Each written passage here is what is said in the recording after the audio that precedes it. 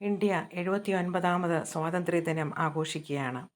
Independence day wishes അറിയിക്കുന്നു. ഇന്ന് നമുക്ക് ബൈബിളിൽ അല്ലെങ്കിൽ ക്രിസ്തുവിൽ എന്താണ് സ്വാതന്ത്ര്യത്തെപ്പറ്റി പറയുന്നതെന്ന് നോക്കാം. ഗലാത്യർ 5:1 ഇങ്ങനെ പറയുന്നു: സ്വാതന്ത്ര്യത്തിനായിട്ട് ക്രിസ്തു നമ്മെ സ്വതന്ത്രരാക്കി, ആകയാൽ ഉറച്ചു നിൽപ്പീൻ, അടിമനുഖത്തിൽ പിന്നെയും കുടുങ്ങിപ്പോകരുത്.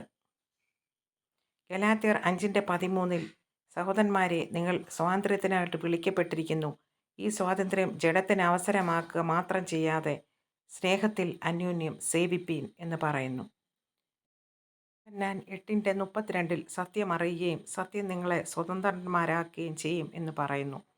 2 കൊരിന്ത്യർ 3:17 കർത്താവ് ആത്മാവാകുന്നുവെന്നും കർത്താവിൻ്റെ ആത്മാവുള്ളിടത്ത് സ്വാതന്ത്ര്യമുണ്ട് എന്നും പറയുന്നു. റോമർ 8:1-4 വരെ ക്രിസ്തുയേശുവിലായിരിക്കുന്നവർക്ക് ഇനിമേൽ ശിക്ഷാവിധിയില്ല. കാരണം ക്രിസ്തു യേശുവിലുള്ള ജീവൻ്റെ ആത്മാവിൻ്റെ നിയമം പാപത്തിൻ്റെയും മരണത്തിൻ്റെയും നിയമത്തിൽ നിന്നിങ്ങ് നമ്മെ സ്വതന്ത്രരാക്കുന്നു.